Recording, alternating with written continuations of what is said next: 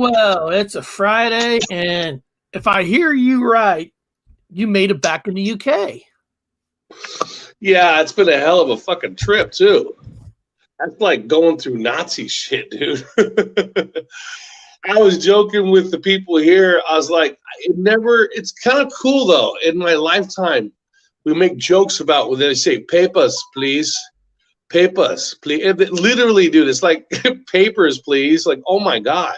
This is for real. This is actually reality. This is happening. Papers, please. You got to remember all them documents I had, dude. All of them documents.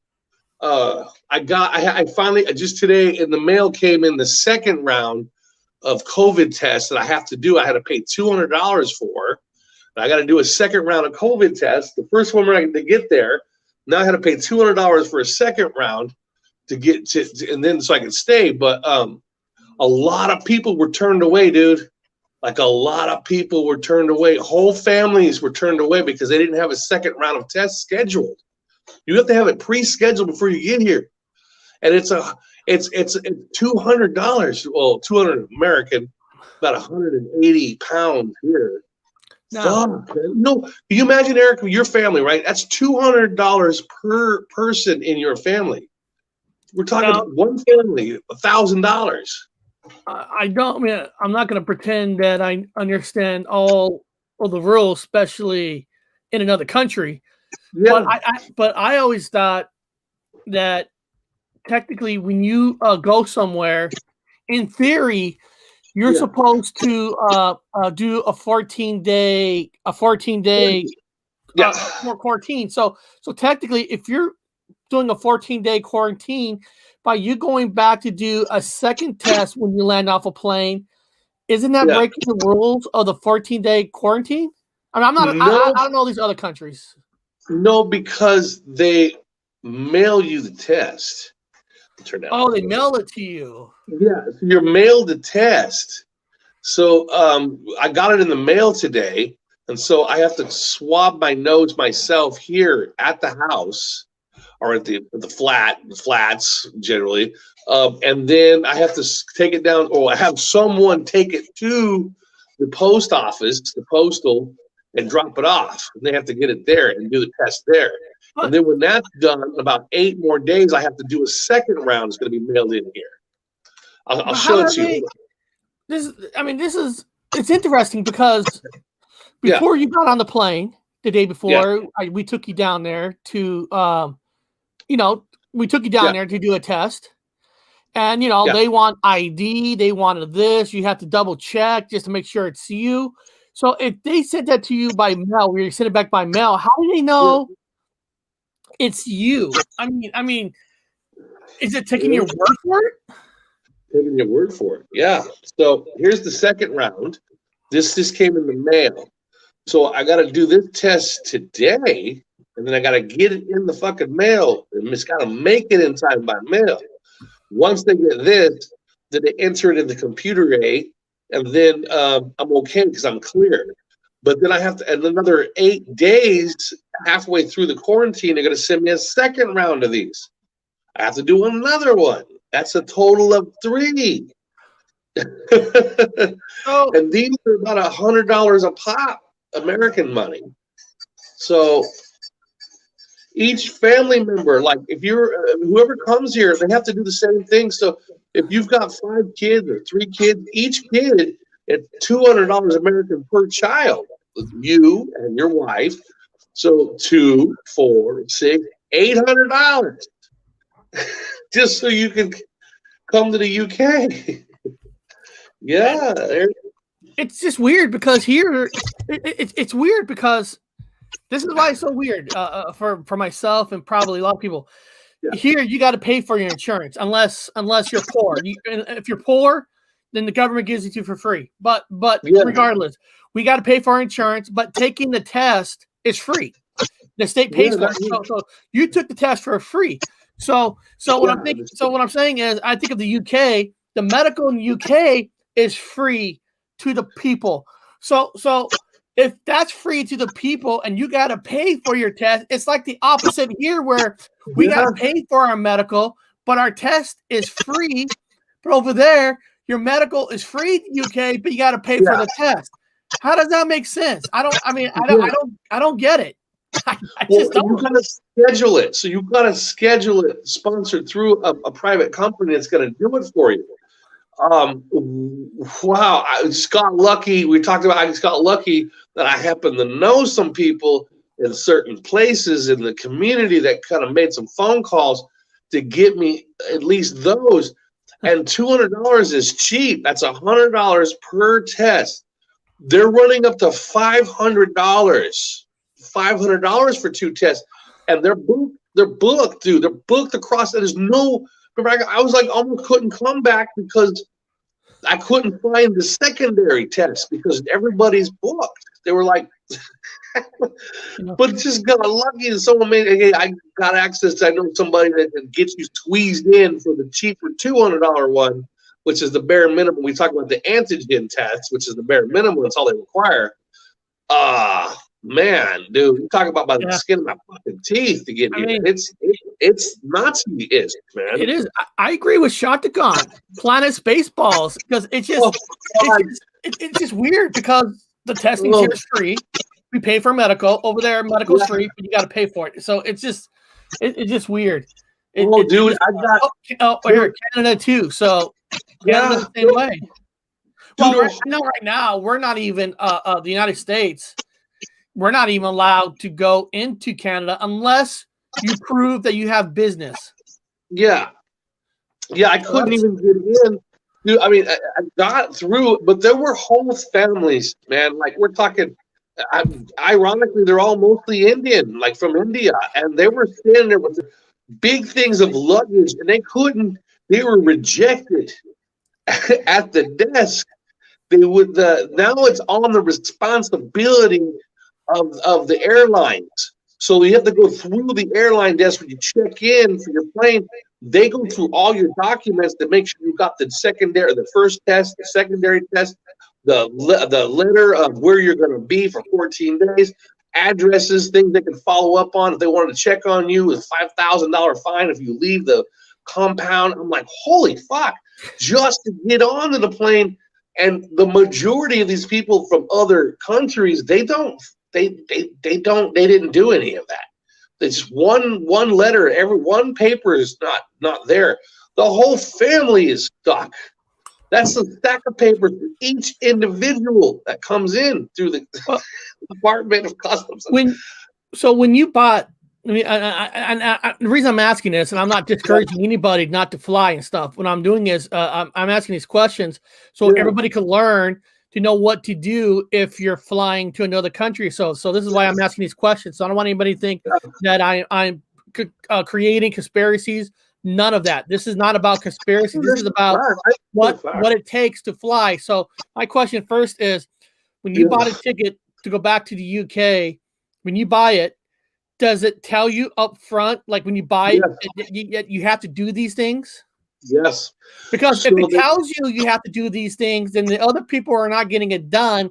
I mean, technically, it's their fault if you're told up front when you bought the ticket that this needs to be done. Yeah. The airline sends you a series of emails, and within the email, you click it, and then it gives you the whole set of pages. You gotta tick, tick, tick, tick, and fill out all your information, and then you gotta have a number, a sticker number, like a number of a place that's gonna do your secondary set of 2 tests from that company. You have to have that, and not only that, this is hilarious. There's been an epidemic of people trying to scam it and they're just putting fraud numbers down. Like, I'm getting my second test when I get there. And then they put down a set of fucking bullshit numbers, or they're using these companies that are giving them they're processing these fake numbers for them just to use. But they have cracked on those. They have contacted. They found out the medical system is not stupidly written. They contacted them. These are fake numbers, so they were catching people with counterfeit numbers at the desk. Going, these aren't real numbers. That you are not getting a secondary test. These are not. You did not pay. You got to pay in advance. So I got to pay an additional $200 for the secondary test to get that actual stamp number to put on to the paper to fill out. So my shit was clean, like clean. But there were whole families being blocked. I'm like, they've got their carts and bags, and there are arguments with the fucking airlines, because if the airlines let you go through, then they are responsible when you get to that country. If you're turned down by the customs department or whatever, the border patrol, the migra in England, they turn you around and send you back. Well, the airline has to pay for your ticket return, the whole family. So they're not gonna fuck up. Yeah. They're not gonna pay you to send you back. So they're gonna filter you at the front desk right off the bat. So they were just people with gear everywhere. I'm like, my God, the line is. I finally got to the front. I'm like, I'm the only dude. I was the only one to get through because I had all the papers done. Papers, please. Papers. Okay, you are okay to go. Go ahead. Papers, please. I'm like, holy shit, this is for real.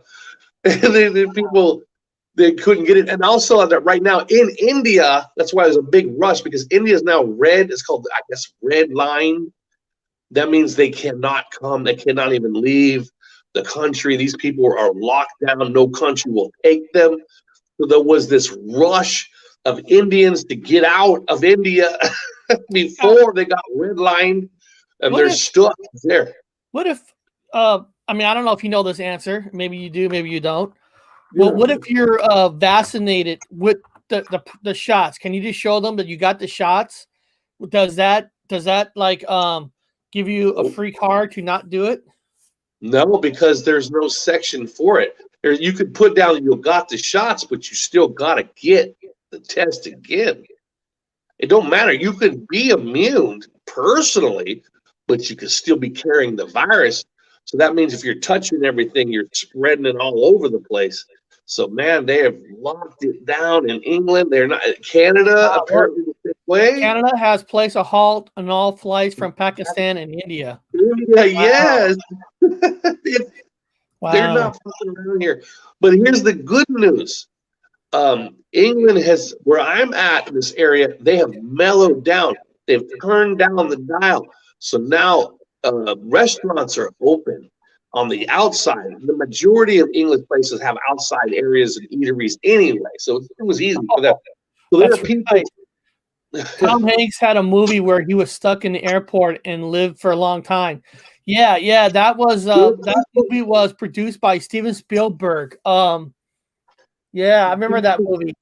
He wasn't from America, but he's from another country. He wants to visit where his dad used to play the blues, and they did a lot because his country had a civil war. He wasn't allowed to step into his country, and I remember that movie where the guy who runs the airport security wants him to walk through to outside so they can arrest him. The terminal. That's what it's called. The terminal. Yeah. I remember that. That's it's happening. The terminal. I flew on a plane, Eric. I'm telling you, dude, there was people backed up that could not get on the plane. I flew on a plane, a big ass 787. I know 787s. Oh, by the way, I have a Mandela Effect, baby. But anyway, 787s I've worked on at the Museum of Flight. I know all about them. There was 3 of us. That's right. This country doesn't exist no more. There was 3 of us. I could walk anywhere I want on that plane. I could sit down. The stewardess, they had nothing to do but take care of 3 people. You had maybe 1 person in first class, which is a waste of fucking money because you had a whole plane. It was like, what? I've never seen anything like this going to England. There was nobody on the plane. buying tickets right now to fly anywhere in the United States. Yeah, it's so weird because everybody knows who's been watching the show. We got plane tickets to go to New York in July, and it's a 2 flight. It's like going to Chicago, jumping on the flight. We already got an email saying our second flight has been canceled, and it's like it's not even July. Like you're saying, it's like now flights are getting canceled and stuff. So now it's like, I'm going with my wife and the kids. So it's like, you're hooking up your hotels, you're getting this ready. And now our second flight was only an hour and a half, and they found us another one, but now we got to wait 3 hours.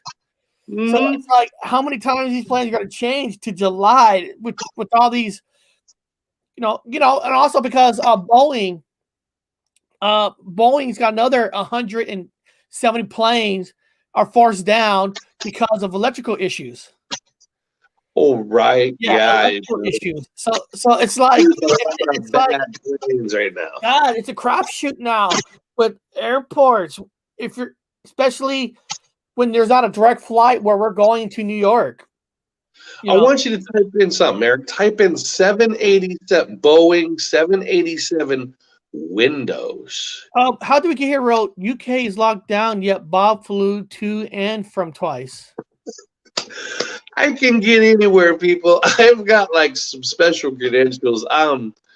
People call me a shill, government, whatever. I don't, I have security clearance. I believe, no, I'm not lying to nobody. I'm not telling you the truth. I got it through the museum system. I had to. Eric remembers. I worked at the Smithsonian Institute, and I had to get security clearance to work in certain departments that I worked in. And so I have security clearance, and I'm telling you, it really helps out having a little bit of that government fucking flavor on me so I could get through. Oh, this guy's got security clearance. That really helped out. But look up 787. You're going there on business. Yeah, I could get around anywhere. Yeah.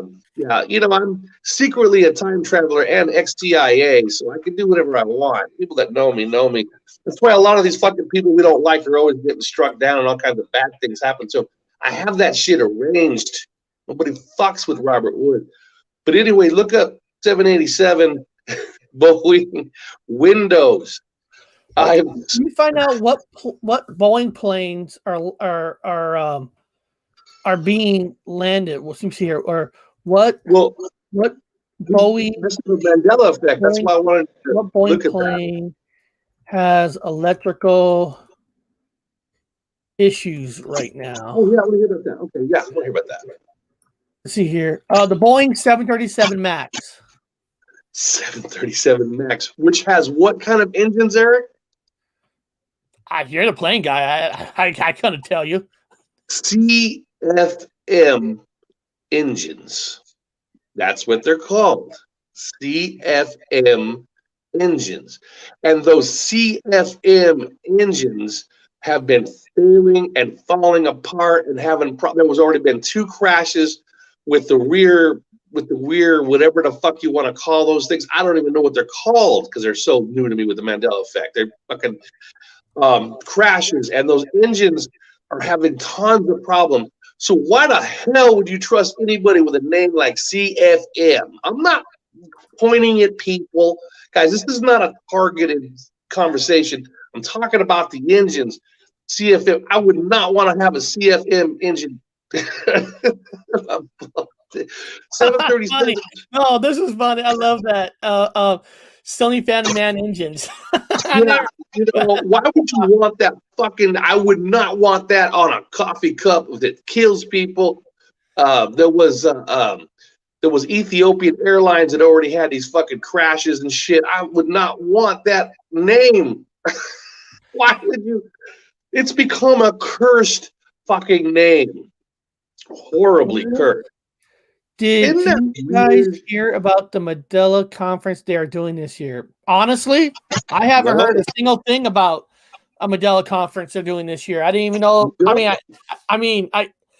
Are we talking about the quantum businessman and Cynthia Sue Larson's Mandela conference, or is there another Mandela conference that I don't know about? that put more information on them. But Eric, I want, yeah, the 911. Now, thanks to Scare Performance, Dan from Scare Performance, to bring that video out. I also made a video on it. We synced at the same time. We saw it exactly the same time. There used to be 747s that went into the fucking the twin apples, you might want to call them, as safety goes. Yeah, they've changed to 767. So the planes, yes, they've changed for the 9/11 thing. But Eric, look up 787, Boeing 787 windows. I had saw something that freaked me the fuck out. These windows changed. This is where I need Dan from Scary Performance to do some research and get his opinion on it. I want he's the only other person I know that's been doing planes. These windows, okay, so these windows, look at those windows. This is a good picture, by the way. They, you think they lower the flap down on the window when you don't want the sun. You raise it when you don't want the sun. These guys are mechanically, they can manually darken the windows. There's no flaps on these windows. There's no lowering. They hit a switch and they go. See how it goes from light blue to a darker blue to almost to a lighter black, gray black, and to a black black. They just hit a switch, dude. They just hit a switch now. And all the windows just darken on their own. Oh, wow. On their own. I worked at the Museum of Flight. I worked in the 787. I was probably in one of them every fucking day. They had never had this technology where the windows darken manually. Did they just put it in? Like, is this new? No, these are. They're not going to remodify 787s after they've already put them out for market and sold and purchased. These things are new. They just showed up. Windows in these planes have changed, man. They're bigger, longer, fatter, broader windows, and they darken. They darken manually. You know what I mean? Like, no, I've never seen. So I flew in the daytime, and then of course, I have jet lag now, like a motherfucker. Did you fly the Dreamliner? I drove. Yeah, I think it was a Dreamliner. Yeah, 787 Dreamliner. The windows darkened manually. Because it says, this is January 19, 2016. In 2016, it says the dark windows coming soon. So yeah, they got them now. It's here. Yeah, they've got them now. I was like, I've been riding planes, dude, for 3 fucking years. So I've been riding that British Airways. Okay, guys, I have been riding these planes a lot, as Eric, as you know. I have been living on fucking airplanes. And this is the first time I've ever had a fucking windows darkened manually. What are you talking about, Bob? So did an awesome video on 9/11. He's talking about. Yes, Dan did a fucking awesome video on the 9/11 fucking planes. That's why I love that guy when it comes to fucking planes. I did a post about the 9/11 places in my Facebook group. Oh, that's cool. Yeah. Also, the 757. It used to be a 747 that flew into the Pentagon, and now it supposedly flew into the Pentagon. It's a 757 now. 757. Also, when I did my research, I found out that the Pope prefers to fly and historically has flown in a 767, which are the same planes that flew into the fucking Twin Towers now. The new Mandela Effect version planes, the 767s is what? What the fuck? 767 what? Anyway, the Pope prefers to fly in. When did the Pope fly in the 767? But anyway, yeah. So yeah. Anyway, the windows now, Eric, they darken, and I'm like, I just can't believe this happened. This is called my own Mandela Effect group called Mandela Reality Residue Hunters. Over 2,500 members. Nice. That's awesome. So get a hold of Dan, Teresa, and see if he remembers them windows from 2016 to now. I don't remember them windows. I've flown in 787 several times, and the windows were not there. They did not darken. I think myself and Shaka Khan, we got a connection going on. No, he wrote in some social distortion lyrics. I was brought into this world, 1962. I didn't have much choice, you see. By the time I was 8, I could tell it was too late. I was already barking up the wrong tree. And Social D has the most realistic, best lyrics. Like, it's like, you're already fucked. Their lyrics is like, you got bad luck, bad luck. So like cold feelings in the night, a story of my life. You actually listen to Story of My Life, their lyrics is so true to life. Like, you're going to a job interview and you got a hole in your pants because you can't afford real pants. You're a day late and $1 short. I mean, their music is, Shotgun, their music is just, it's about real life. It's Social Distortion is my favorite band. It's just their lyrics are just so real life. It's like you're already fucked. I mean, it's just everything. Bob, I'm telling you, word changes, and everything changes. It's so weird. We're living in a weird world where everything seems like it has different meanings now. Even certain words. It's just it's crazy. I mean, it's really a crazy time. I'm trying to find this one thing about it. It's like things that kind of like things that like trip you out. Yeah, you say something. I'm going to find this. What I'm talking about, because I have another big change that happened. Now, again, people take this with a grain of salt. That's why I like Tony. Tony knows how to break shit down and keep people from going too far on some stuff. Do your own research on these things. That's what I say. In England, now I had done a show. Today is St. George's Day, Eric. It's the center square in the British fucking flag. It's the center red square, cross. The center red cross in the British flag. It's called St. George. Now, St. George, the Dragon Slayer. Remember, everybody, St. George, the Dragon Slayer. It's the patron saint of England. Now, I did a whole show on St. George, and I talked about the flag. Now, the flag has completely changed in Britain. It used to be center red stripes. Now they're tucked into the corners like a Nazi symbol. If you really want to look at them with a different type of eye. I'm not done yet. This is where it gets weird. Of course, you got St. Andrew, St. Patrick, or St. Andrew for Scotland, St. Patrick for Ireland, and then you got St. George, the Dragon Slayer, which is the center stripe. Now, center square, red square. Now, I did a show on St. George, the Dragon Slayer, which is a usual story. It all goes back to Melusine. I'm not going to get into all that shit. But here's the weird part. People in Britain that I've met up with, they ask me a question because they know I went to university and I studied some stuff. And I had to learn all about St. George. So that's new to me. But I did a show on it a year back, whatever. So I know a lot about it from the research I've done about St. George, the Dragon Slayer.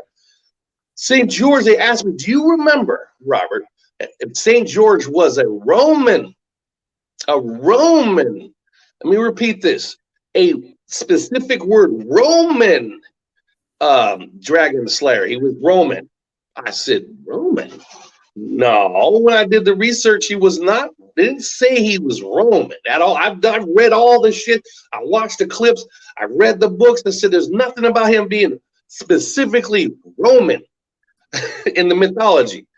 Now it's changed. The history of St. George, the Dragon Slayer, has officially changed, in my opinion, and a very small group of people in England have said the same fucking like FUPAR brain fucking fart memory and saying, don't remember him ever saying he was specifically a Roman. Not a Roman. He was just a knight. He was a prince to be king, and he saves the princess, like the movie, the Dragon Slayer. Remember the movie Dragon Slayer? It's identical to that. But now he's specifically Roman.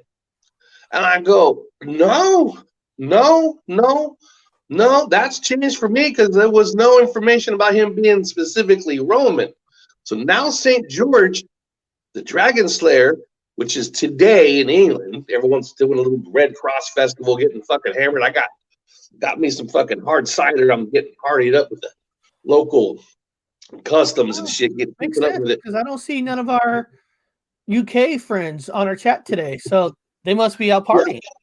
Yeah. So now St. George, it's specifically Roman. So that's changed for me. I'm not sure if anybody from Britain is here to collab that. If they have that memory of him being Roman. It was not Roman. He was just, it was generalized to a knight, a royal, saves the princess with the king, anyway, kills the dragon. Dragon Slayer is awesome. I love that. Ironically, I just watched that like a couple of days ago. Now he's a Roman. Well, the problem with changes is the biggest problem with changes is there's even this ain't Mandela, because I was on my on my show yesterday, but I brought this up that sometimes I feel like we're living in a horror world right now with word meanings, because I'm going to show you this. I think this is kind of funny. I think it's funny. Maybe other people don't. Okay, so I'm on Reddit. Okay, I was posting on the horror on scary movies. I posted a scene from The Hitcher, the diner scene, and I was explaining about the diner scene on sometimes horror. It's just not about slashing somebody. It's about the process, sitting there with a killer, talking to you, that conversation where he freaks the fuck out of you without even like pulling a knife on you. And so if people who haven't seen The Hitcher in 1986, I posted the storyline, right? And the storyline had the word about the waitress in it. And the waitress is that girl, Jennifer, whatever. Bob, we live in a different world now when I got a gender-neutral bot. A gender-neutral bot is a thing that automatically pops up on, like, if you're doing something wrong, you got a word change or whatever, right? Okay. I got a gender-neutral bot. It says, hello. In order to promote inclusivity and reduce gender bias, please consider using gender-neutral language in the future. Okay, so in the storyline, the word waitress was in there. So it says, instead of waitress, use server, table attendant, or waitron. A neutral bot came up and say that. I'm sitting there thinking to myself, when has the word waitress ever became like it's a bad word, like you're being sexist to a woman or a man? Isn't waitress just mean a worker in a restaurant? But now, I'm getting a neutral bot for using the word waitress. Yeah, you wait on tables. It's just the slang word. It's just slang.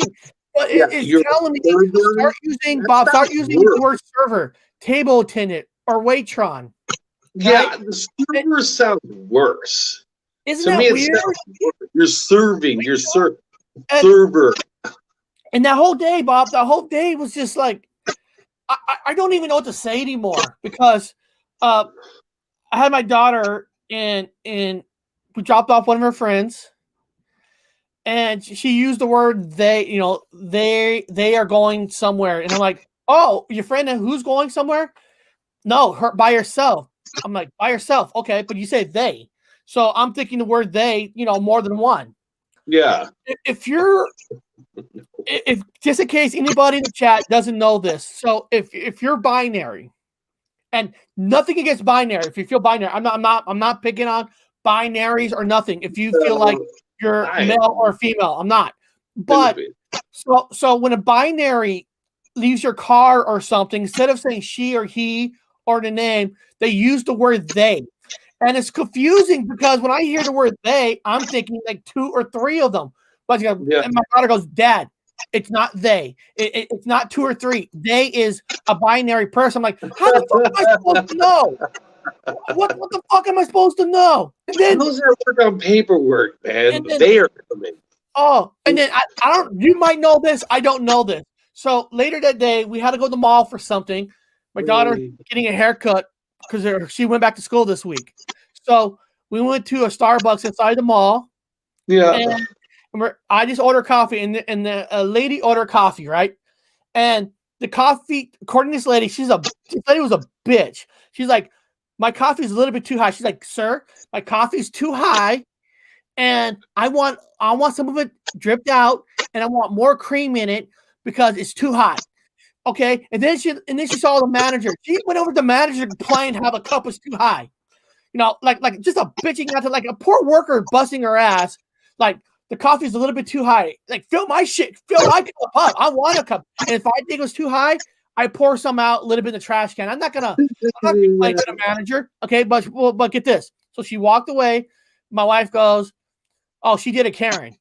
At first, I was like, Karen, yeah. Hold on. You know, I didn't know a Karen. Like, I go, how do you know her name was Karen? No, she did a Karen. What do you mean she did a Karen? And I didn't know this, Bob. I didn't know this. Yeah. When a person that has to complain and bitch to a manager, they're called Karens now. Yeah. I'm thinking to myself, like, when did the fuck the word Karen become you're a bitchy person? When you're a bitch to managers for no reason, you pull a Karen. I'm like, I don't even know what language we live in anymore. Yeah, and for the record, everybody, we're not putting down any Karens because we had an Aunt Karen. She passed away, but we had an Aunt Karen. But it's Eric. This is ironic to me. Now I have noticed this. This is just, I don't know how this Matrix is playing a game out, but this is what I've noticed, and I know other people will say, yeah, you know what? It is weird. Now, for example, it calls himself Mandela Affected. I love his stuff. You got to be in his thing or you're not in. He'll show you a video if you got to ask permission. When you look up his name, M.A., that's his CB handle. You'll see this angry black woman movie made, and so it dominates the number one choice when you look up M.A. the letters M.A. You see the angry black. So the Matrix doesn't play a trick. Then if you look up CFM. That, you know, I'm just saying what I'm seeing. CFM, the number one pick is these engines for the 737 that are having problems. So for some reason, these certain names trigger. If you look up Karen, you get a definition of this angry woman that hates children. That's kind of a bitch. The name. I'm not pointing fingers at anybody, but the name Karen also has a bad connotation. MA has a different connotation. Wow. CFM has a bad connotation. The way the Matrix does, if you look up, I think, like others, I don't want to say certain names. Karen is a pejorative term for a woman seeming to be entitled or demanding beyond the scope of what is normal. The term also refers to memes depicting white women, and this was a white woman. Yeah. Who uses their privilege to demand their own way. And she was doing it to a person who wasn't white. So, wow. So, guys, anybody you know named Karen, you might not want to trust them. Yeah. If you're white, you might not want to trust them. When I'm saying these names, it's not derogatory to any person or anybody. It's just as an anthropological fucking comment that I'm observing. If you type in certain people's names, it somehow the algorithm in this reality kind of gives them a shitty break because their stuff comes up as something else that's not good. Now, I myself wanted to test my own name, and I type in Robert Wood, and I'm like, it's the Robert Wood Foundation. It's all good. I type in Robert Wood, everything's good. And there's the movie Ma.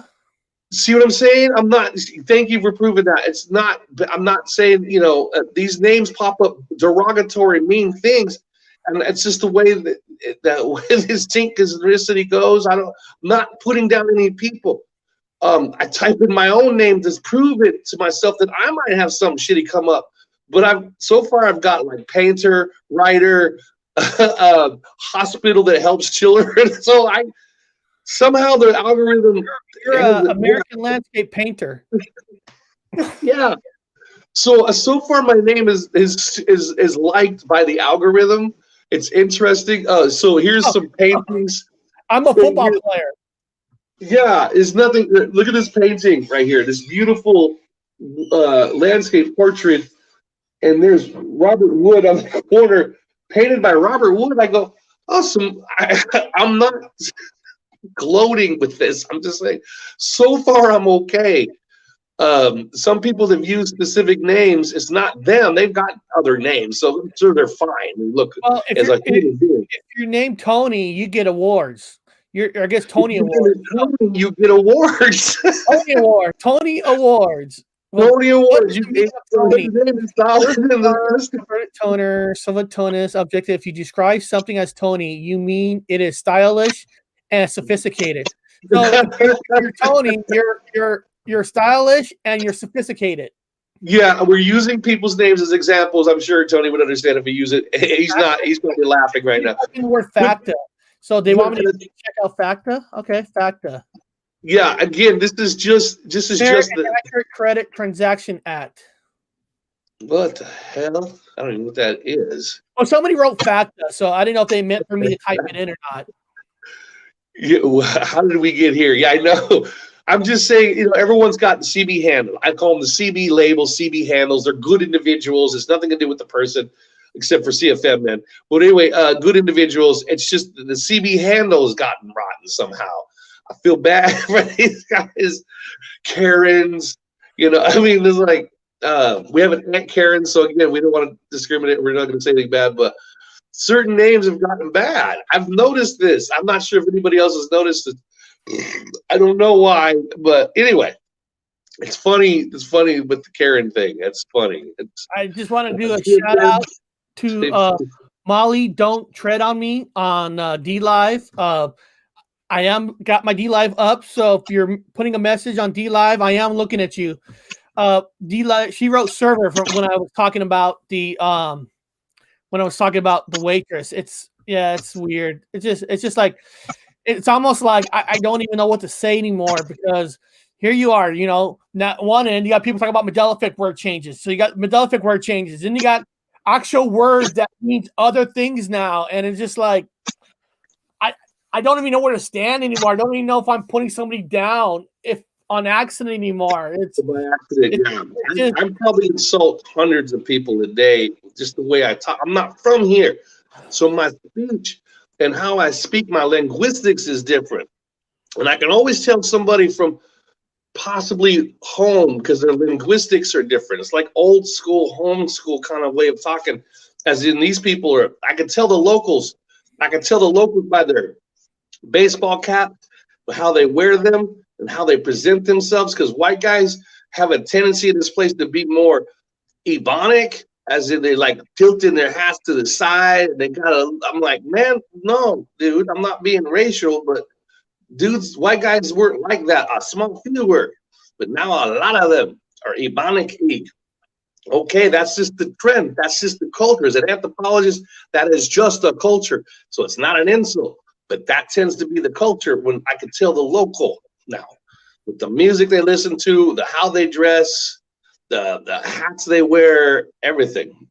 It's interesting. The clothes even you wear.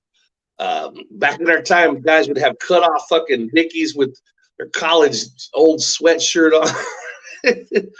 A ball cap. Anyway, they wore everything differently. I don't know. It's weird here. Well, like I said, words, things, meanings. Every other thing is derogatory. Everything has a PC police fucking. I feel like when I stand up and have a conversation, there's a PC police standing behind me. What did you say? It is a weird world. Now, guys, we're going to get into the Island of Dolls, but for a second, I put out a music video before my horror talk show yesterday, just so you guys know. It's Evil Dead Poison. Look what the cat dragged in. It's a cool little music video, and if you're into that kind of stuff, so far I got like 3 music videos. That was my latest one. And then I had Oingo Boingo, Nobody Lives Forever, Texas Chainsaw Style. Then of course I have the Tesla No Way Out. That's from different movies. So I got a new music video out there. You guys should check it out. It's pretty fun. It's kind of fun putting movie pieces together and trying to find the right song that kind of matches the movie. So this one was based on Evil Dead movie. So I did all the Evil Dead clips. You guys get a free chance. Run on over there. What does this say? American stands out in the crowd. The way they dress, very loud and tacky. You know what? I don't know about that. I don't know about that because you know, I mean, maybe. I mean, I'm not in another country, but every time I see pictures of young people from the UK, it seems like in the UK they all got color hair. Oh wait, leisure clothes. They wear leisure clothes. They wear comfortable like the clothes that old Jewish guys wear in Florida when they retire. Like old Jewish lawyers and work, they always wear the leisure clothes with the Adidas stripe, and then casual sweat. In Vegas, all the old gangsters wear the Adidas leisure outfits with the chains and shit. But over here, they wear.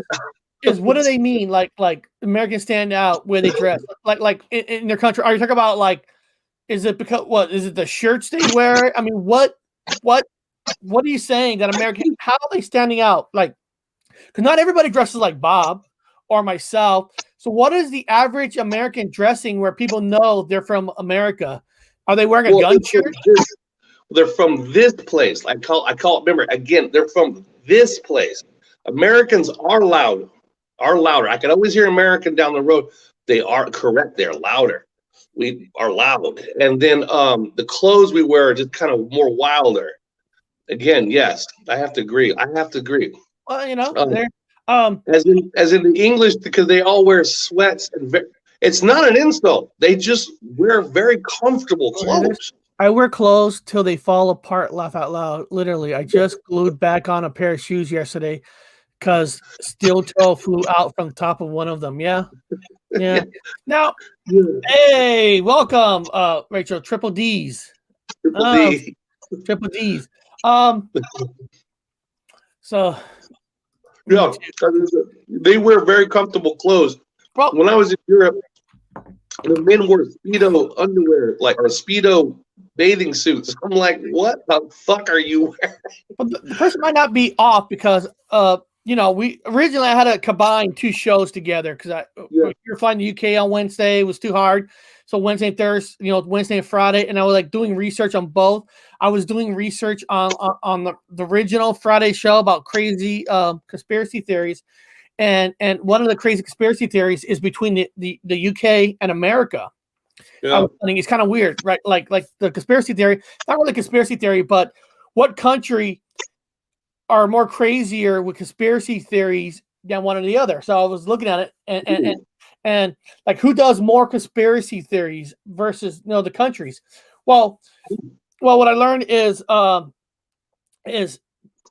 and the UK both do the most conspiracy theories out of all the people around the world. The UK and America are the two top. That makes sense, really. I mean, they're the two top. But what was interesting is the difference between the UK and America, on average, not every person, that most conspiracy theories that come out of the UK, people from the UK do more research on their conspiracy theories, like having backup, like just a lot more research. And America has more fabrication of conspiracies versus the UK. So it's kind of interesting to read because the UK try to back up their back up their stuff. But in America, apparently in America, takes the UK conspiracies and fabricate stuff to make it their own. Yeah. So it was kind of interesting. It's like a conspiracy within a conspiracy. They're both conspiracies, but the UK does better technically. I'm sorry if you're from America. I was just reading this. People. I'm sorry. But the UK, if you're going to follow conspiracy theories, you're better off following conspiracy theories from the UK versus America because America has more fabrication versus the UK. Bob, does that conspiracy sound weird to you? I have to agree. Americans over fabricate a lot of their shit, as in, yes, that's why I'm in the UK. As in, people in the UK, they back their shit up with research and they give you, like sources. English people that are like, their college is different and better. They go on to college at 16. As in America, you wait to 18 for advanced school. These guys really locked in the good system when it comes to education. They give you sources. Now, so I could hear an English conspiracy guy and their sources, so I can do my own research and find out how they got that opinion. As an American, they don't give you no fucking sources. Somebody told me that's a friend of a friend of a friend that talked about the golden pyramids that fly over the White House. On this particular day, there's no fucking source. Like, okay, yeah, I want to believe you. Do you have any newspaper clippings? Is there any sources? You have any sources? They don't have no fucking sources. It's just, we're a little bit more spontaneous with just the emotions, as in the English are a lot more reserved when it comes down to proving their point. It's just the whole, as an anthropologist, it's a different educational system where they really push the sources. Here in America, they're like, I don't see anybody in America putting up sources. Now, there are some that do. They just went to the university. You have to go to a university in America before you know about using sources, because you cannot write a paper in college without sources, and that's one of the major hitters. So because Americans have to be 18 and older to go to college, they go later.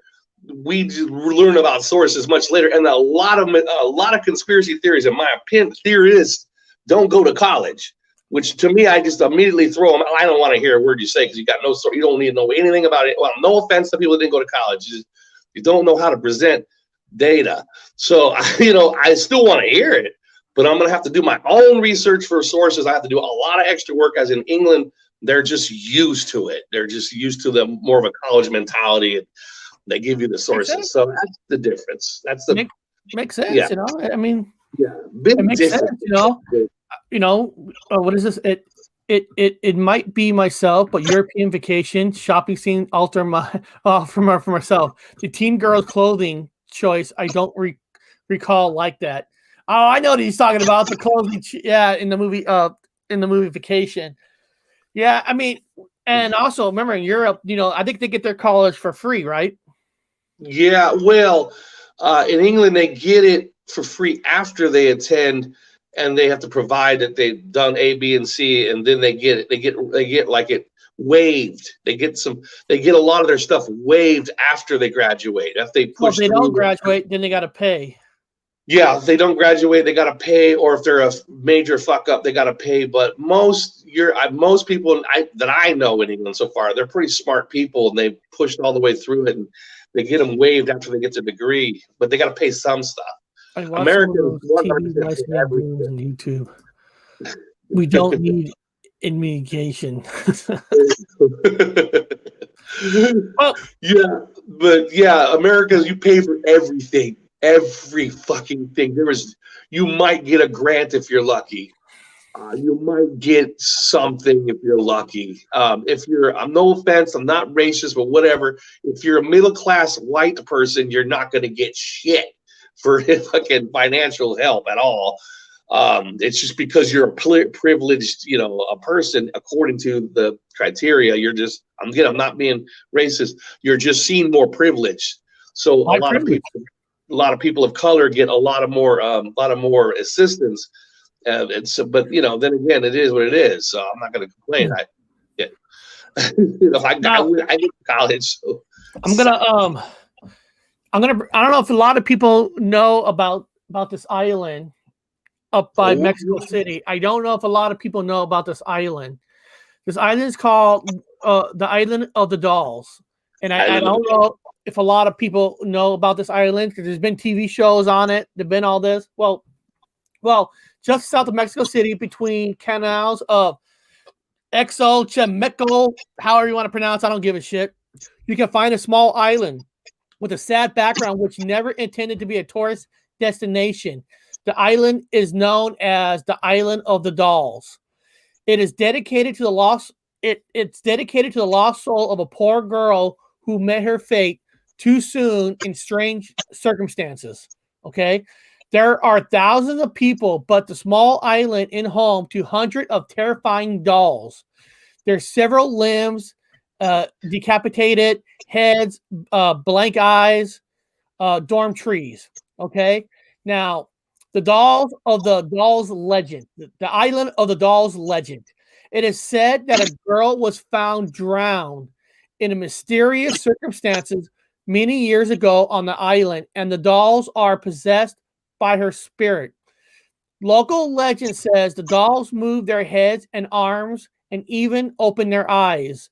Uh, Now, some witnesses claim that they heard dolls whispering to each other, while others who were on the boat near the island said the dolls lured them to come down to the island.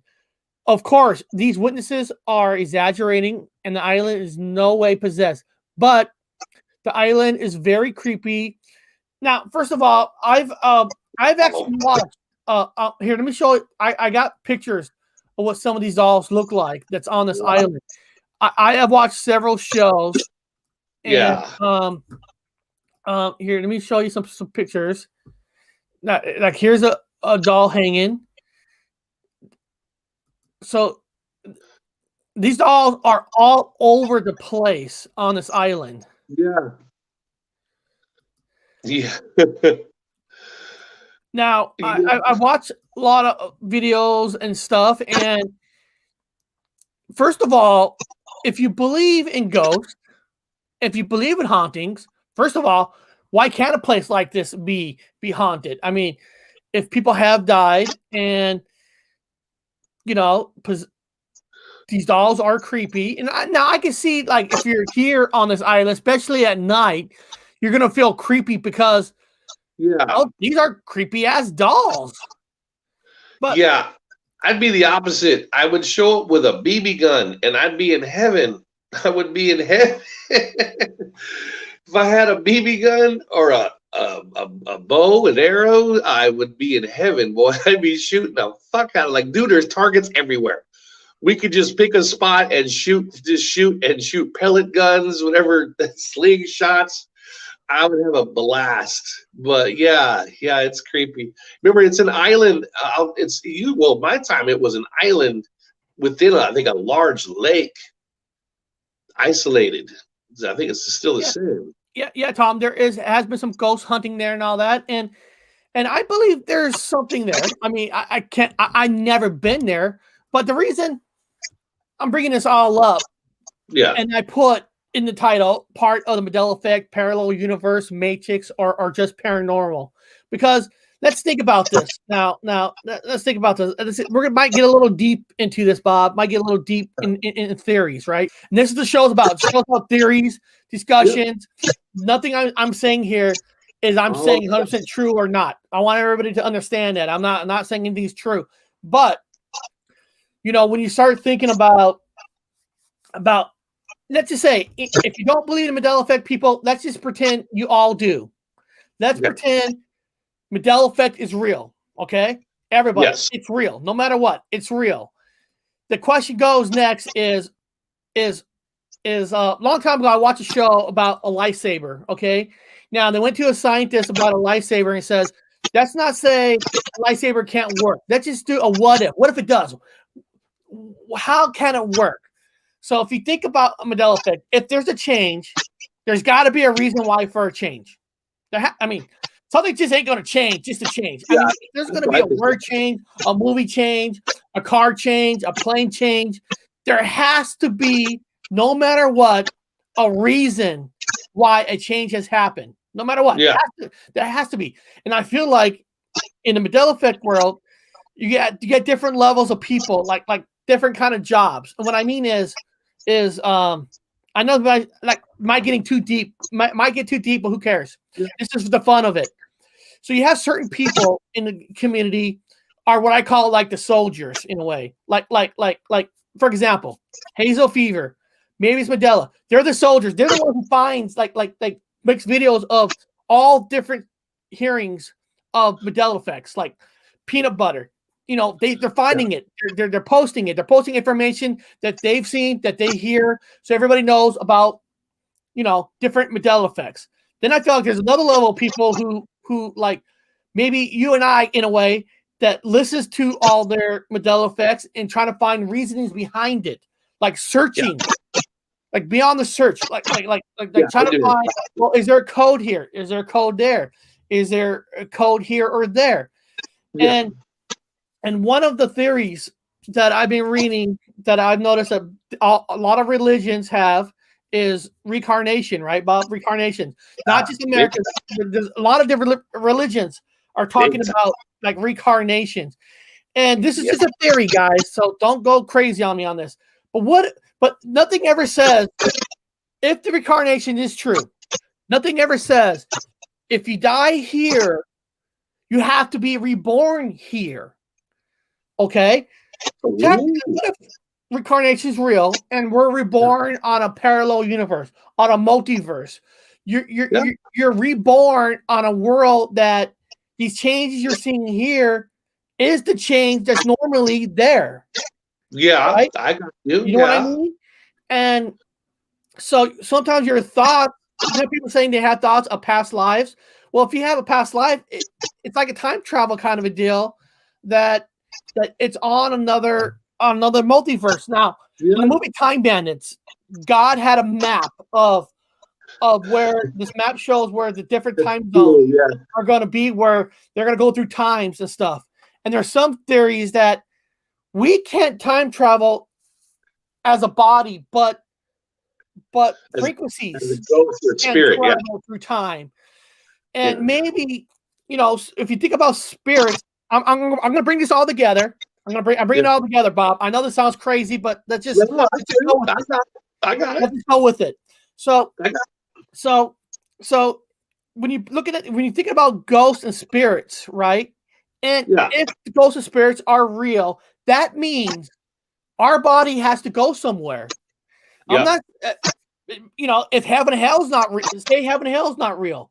Our body has to go somewhere. The soul has to go somewhere. If some souls are stuck here, that means where do the souls go? Maybe they go to a multiverse, like we talked about Star Wars, a parallel universe that are there. And maybe these hotspots, Time Bandits, these hotspots like the island of the dolls.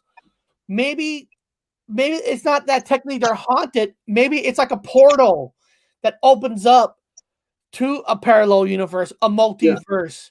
And that's where these thoughts come in, and somehow we're having different memories. They had to come in somehow. I mean, you got to think about it. If Mandela's real, it has to come in somewhere. Your thought change has to. I mean, is it a frequency through time? Is it through spirits? Yeah, they talk like they say, like people say, well, I'm talking to my higher self. Well, yeah, you might be talking to your other self on the other side. I had this theory, like you were talking about, Eric. It's on the same subject about schizophrenia. I've always been fascinated with it. When I was going to college as an anthropologist, I had to take all these psychology classes, and they've always fascinated me, these guys and gals that have schizophrenia, and they seem to be like talking to themselves, but from another self, from another place. And I'm thinking, is this an actual problem as a mental illness, or are they in fact talking to their other selves from other dimensions? Are they that open to a conduit that they are literally having conversations with themselves, of themselves, from other dimensions, other selves of themselves, their other self, their evil self, their kind self, the whatever version of herself that's in that, like a stringed instrument. Everything is like an orchestra. You're playing a song, and they're literally pulling from each one of their other selves from other places. The kind version, the mean version, the timid version, the whatever version. Again, it goes like with reincarnation. That you can jump over to the other string instead of die here, or you reincarnate in the other string or the other dimension, the other string theory, whatever, and you have the memories from the other one. Yeah, for example, like dinosaurs. So you remember, Eric, that dinosaurs they've always been a scaly fucking dinosaur, and they've always been a scaly fucking dinosaur. All of a sudden now you've always had that memory. All of a sudden they're like, no, man, dinosaurs have feathers, dude. What's wrong with you? You learned that in elementary school. They've always had feathers. You're like, no, they've never had feathers. What are you talking about? Well, the evidence is from way back in 2000 or the 20s and 30s. We've showed evidence of feathers all the way up. In fact, you did a paper on the feathers. You're like, I've never done a paper on feathers on dinosaurs. Like you talk about, that memory is from another place, another strain. Yeah. See, and the reason I'm bringing it up with the Island of Dolls, because there's been a lot of shows that have been there, and they've been doing interviews, and they're saying since they've been on that island, they've been having these thoughts now in their heads, different things. And that's where it made me think that maybe it's not that it's haunted. It's like time bandits in a way where it's like a time warp where they're getting messages, fed into their mind for the first time, and it just happens to be where an island with all these dolls they put there, or maybe somebody went there and was told to put dolls there in the first place to bring people in to get fed information. Remember, we talked about like, say for example, look at this. I've never heard of Island of the Dolls before. That's awesome. That's why we bring up stuff like this, because there is some people never heard of it. And it's off of Mexico, just so you know. It's off of it's Mexico City. There's an island next to Mexico City is where they have this Island of Dolls. Yeah. Well, remember in Asia and other parts of India and they're animist.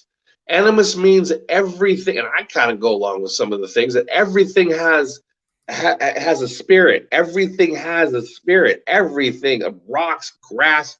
So they've made these objects in the shape of human children, and animist. And remember we talked about the ghosts, the Japanese ghosts, where some of them are cursed, where they're obsessive. They have to obsess over like what's his name, Schmeagol or whatever, Gollum, my precious. The ring. They have an obsession. They can't. That's what they are in the other world, to be tortured. They're tortured by having the obsession. So if you have these spirit animists that have the obsession, can you imagine if they've obsessed over those dolls?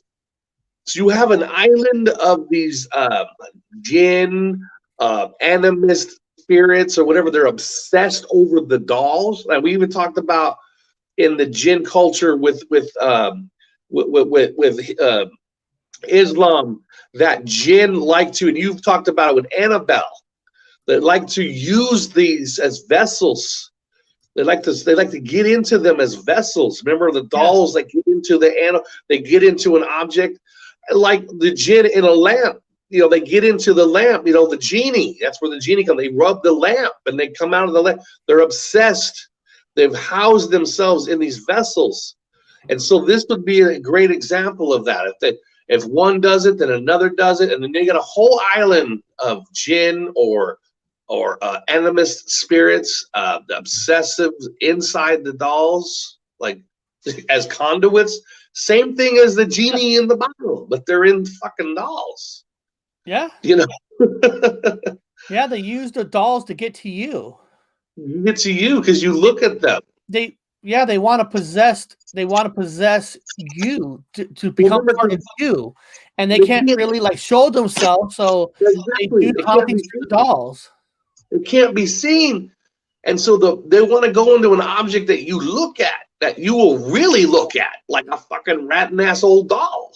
Yeah, Carla. So basically, Carla, there's been a lot of documentaries and videos of this island, and the island is supposed to be haunted, possessed, and there's been film footages of dolls opening up their eyes, swinging out of nowhere, and a lot of these videos are owned by major companies, so I can't show those, or they probably take down the channel we're watching. So basically, Carla, one of the story goes, there was a girl who died on the island with the caretaker. Now, it's kind of weird, did they die because of an evil spirit, or it is Mexico City?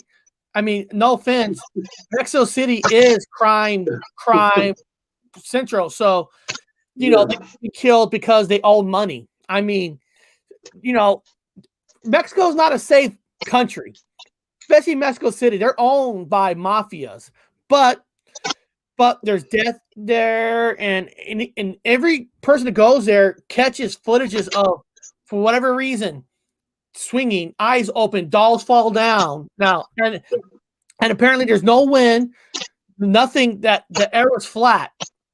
So technically they say nothing pushes the dolls to move forward. So, well, it's also a place where the criminal element take bodies to bury them. Nobody's gonna find them out. You know, like the old mafia down in the deserts, man. You know, they always bury you out in the deserts. Nobody can find you out in Vegas or whatever. So that's kind of their Vegas area where they take bodies and bury them out there. There's probably a lot of fucking pissed off spirits there. You know, just think about that. Or somehow it's one big huge hoax. One big people to go out there, but there's been a lot of evidence that it really is truly creepy and haunted there. Now, Bob and I never went there, so we can't prove none of the stories to be true. And I was just looking at the story, listening to these people gone there and saying, since they've been there, they've been having thoughts in their head. It just kind of made me think that maybe there's a portal here. One of the famous hauntings in America is that Mackey's, right? We all heard the story about Mackey's, that place outside of Tennessee that there's a lot of possession, a lot of evilness, and there's a big hole in the ground. And a lot of people believe that the reason Mackey's is haunted because there's portals there. And that made me think of Time Bandits on portals to time travel. To go in time. And who says that that's not true here on this earth? Because you're saying, Eric, you're fucking crazy. Well, hold on. If you think I'm crazy, if you believe in the Mandela Effect, then you're crazy too. So if you believe that there's changes happening, then you have to believe in the possibilities of everything else. Well, supposedly, I remember this story years ago, and I'm like, where the fuck did this dude get all these dolls? Well, according to the story that I remember, is they were just thrown in the water and floated up. They're like all in the water. It's like, how many of these kids? No, they don't have much money. So this little kid with a doll, what, does someone just take it for the kid to throw it in the water? There's like all these dolls washed up, like hundreds of dolls just keep washing up. That's not creepy at all. You might see a doll here and there, but it's supposed to be hundreds of dolls just floating in the water. Weird. Or, like you said, it's a hoax and he's been bringing them in by the box loads, boat loads, and just bringing them to the island and hanging them up. This is most likely what he's done. Because how do you have so many dolls just wash up? Yeah, well, it says the Island of Dolls, originally owned by Don Juan Santa Barbara, is full of dolls hanging in trees. The place was named during the 1950s when the owner began to hang them as protection against evil spirits. So they first start hanging the dolls because it's supposed to help against the evil spirits. Yeah. Why do dogs hang them from trees? Juan hung the dolls to a tree as a mark of respect towards the girl. Later, Joanne was haunted by the spirit of the girl. She started hanging many dolls on trees around the place where the girl died. So to please the spirit of the girl. Some believe that he was possessed by the spirit of the girl. Or he could be possessed by a demon. How would you know? You would know, yeah. I'm not a big believer in spirits. I more believe into the jinn, or we call demons and stuff like that. And assume the identity of the person that's died. They assume the identity because they can get into everything, pretending to be the spirit. So these I think they're just a bunch of demonic spirits and jinn and all those other things inhabiting them fucking vessels. Now, what it says here? It says here, death of a doll collector. In 2001, Don Juan, his body was discovered, you guessed it, drowned in a canal. In the exact place he always said he's seen a little girl. In response, tourists began flocking to the island to pay tribute. They brought dolls of their own. Oh, of course they did. Hanging up in the trees. Of course, I'm sure people were bringing Annabelle dolls. Oh, absolutely. And I just think it's just it's interesting. It's just interesting to the point of, it somehow got selected for portals for dolls. Hey, welcome, Hazel. Hey, Hazel, is there any Mandela effects in the Island of Dolls? there probably is, but I'm just saying that. Well, technically, yeah, since Mexico's moved and South America's taken another major shift to the right. So, yeah, I would technically, yes, there is a Mandela effect. Topography-wise. Yeah. I mean, yeah. And there's different kind of oh, I'm not sure. I'm joking. I mean, it's not like the Island of the Dolls are where everybody knows everything there, and then some changes happen. Yeah, you have to know. But the different kind of hauntings. There's like those kind of hauntings where when somebody dies, it's not that their spirit is haunting the place; it's that the death of it is what they call like a record. It's printed on the area. Yeah.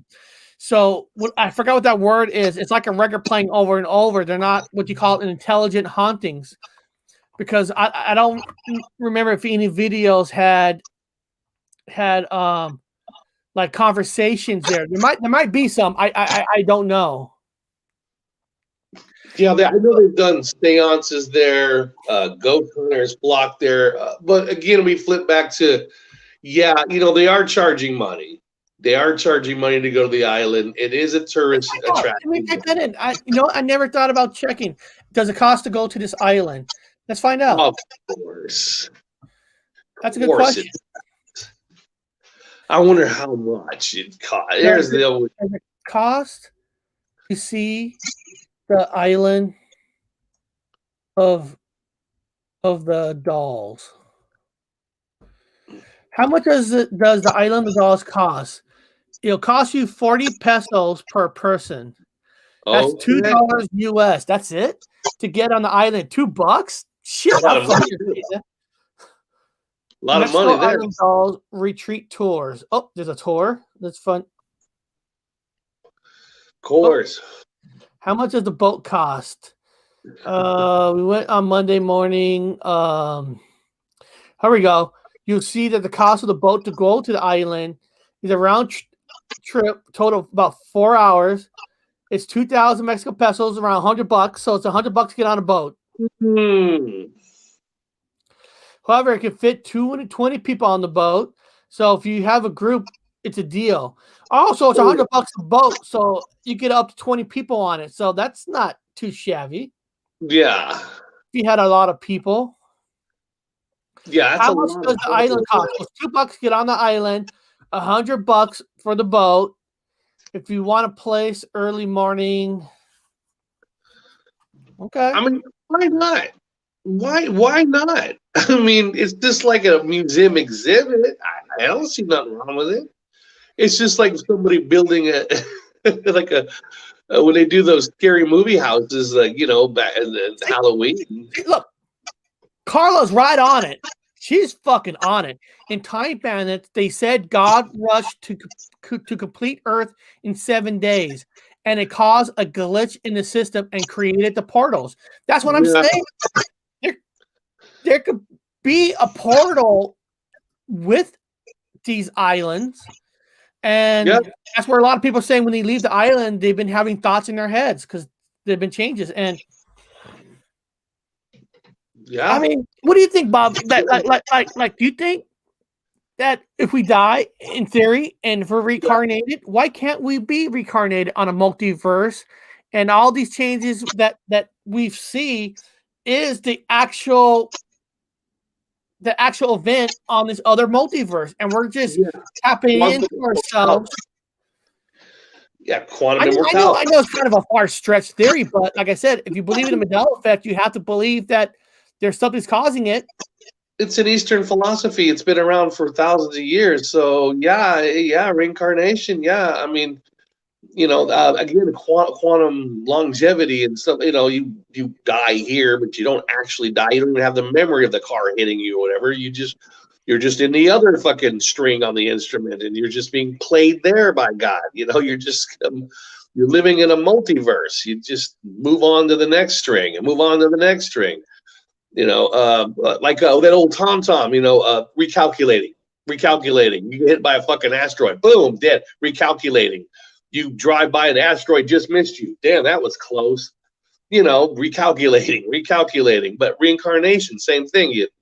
If you finally pass over to the other side and you actually come back as a baby, you come back as a baby in another dimension. And then that baby has residual memories of its prior life. However, like you said, that prior life was in another dimension. Yeah. So your memories are weird. I think one of these channels should hire us to do like 2 nights on this island. I would love it. I definitely want to bring a slingshot though. I have to make one of them there. The whole crew comes back the next day. What happened? All these dolls are on the ground with holes in their heads. I don't know what happened. It was late at night, and then some weird ass tornado thing happened, and they blew all the dolls everywhere. Boom! Nice. Yeah, I don't know. I don't know what happened to the dolls.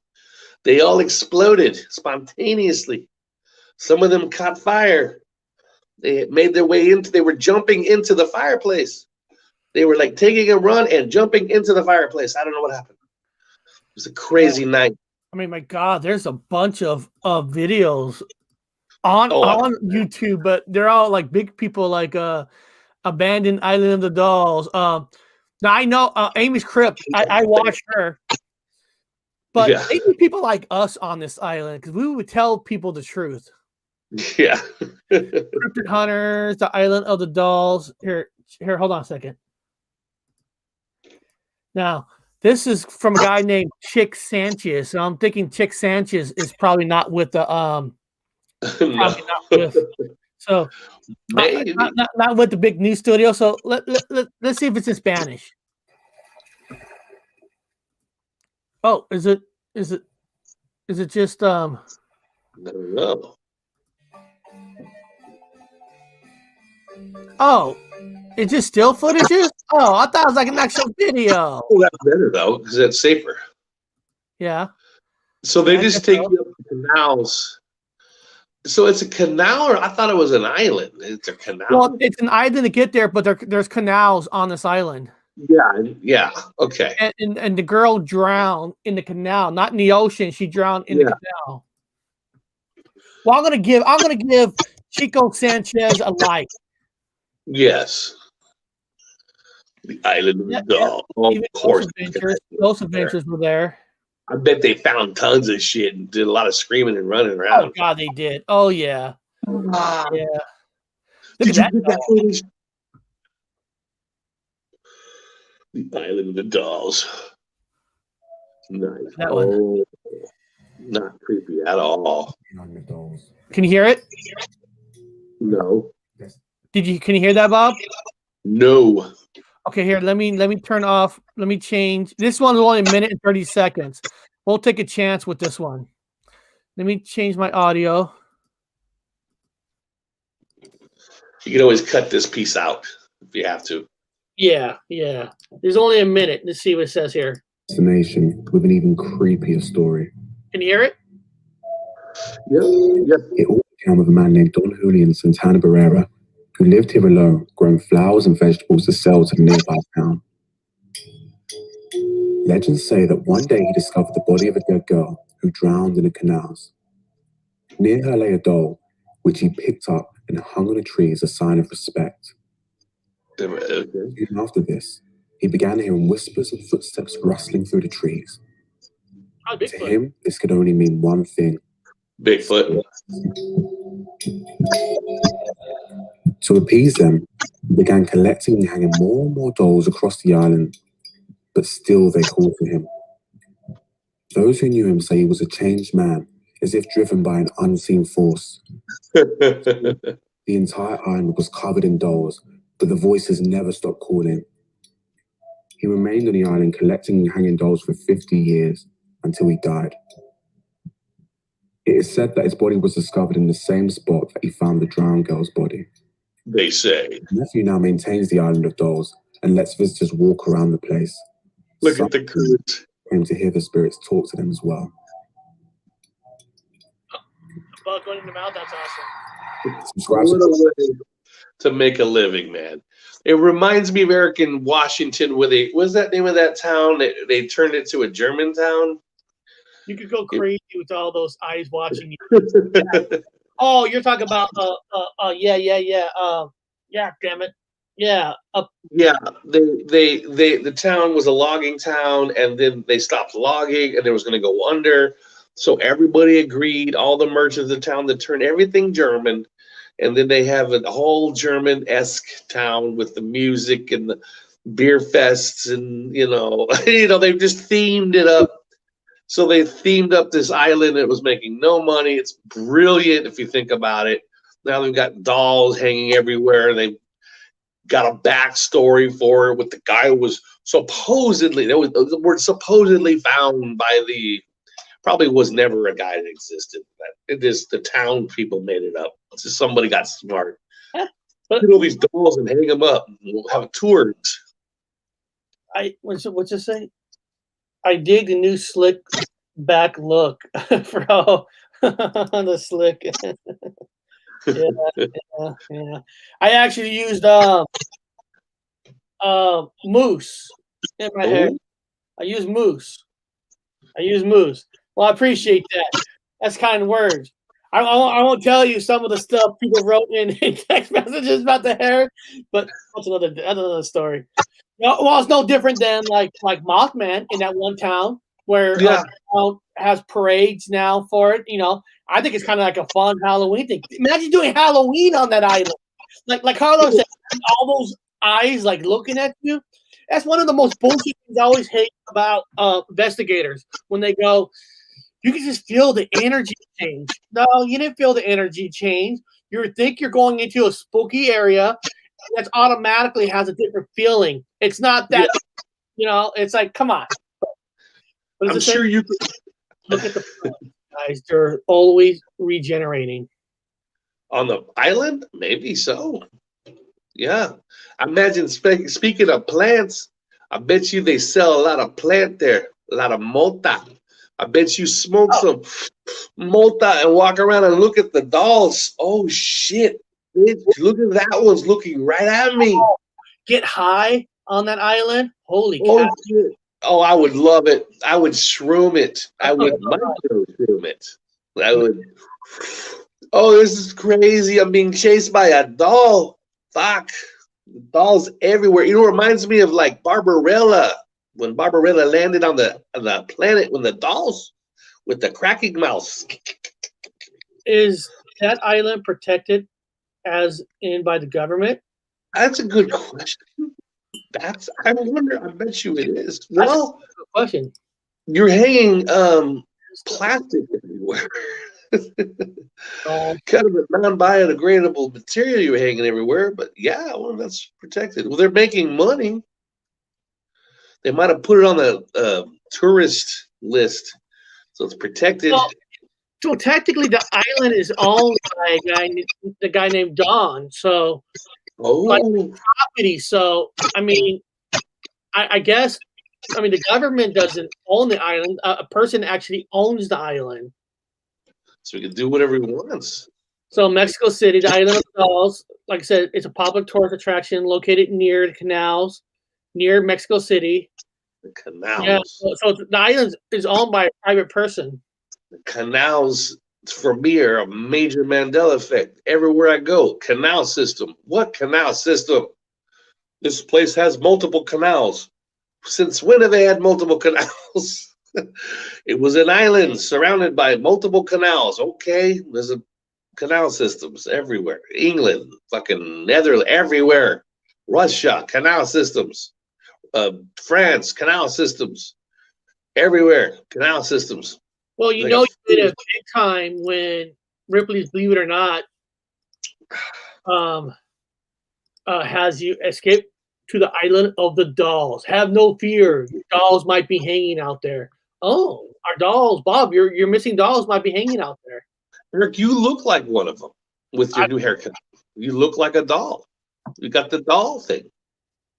Yeah. If you find one of these pics, we'll see which one you look like. You know, maybe one day, my doll Ash might be out there. You should bring a doll with you and hang it there. Bird canal. Yeah, it's a good one. Yes, yeah. You know, I don't think a Raggedy Ann doll would do very well out there since it's made of cloth. Yeah, the cloth one. You have to put in a little cabin. I've got a sock monkey doll. Can I hang the sock monkey doll? Oh yeah, there we go. Not suggesting anything at all with these dolls. No. Hey, it's a cool gimmick. It's fucking brilliant. It's not cool. It's smart. Way to build an industry from garbage.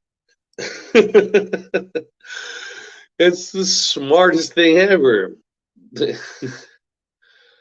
Probably like, you know how secondhand stores do donations. They bring used clothing to these third world places and small weird places and reservations, and probably have a whole truck full of dolls from the States. Just bringing them in by the truckloads, man. Buying them cheap. Hanging them on the walls. Hanging them on the trees. But wouldn't it be neat, kind of like the cartoon Toy Story? If you're on the island and all the dolls starts to get up and they all like start going towards you, chasing you like the cartoon. Yeah. Wouldn't that be cool? Well, the doll's in a tree. Isn't the Bible changed now? Jesus is hung in a tree like a doll. No offense to the Christians, I'm just playing. But yeah, weird, man. Hanging in the tree.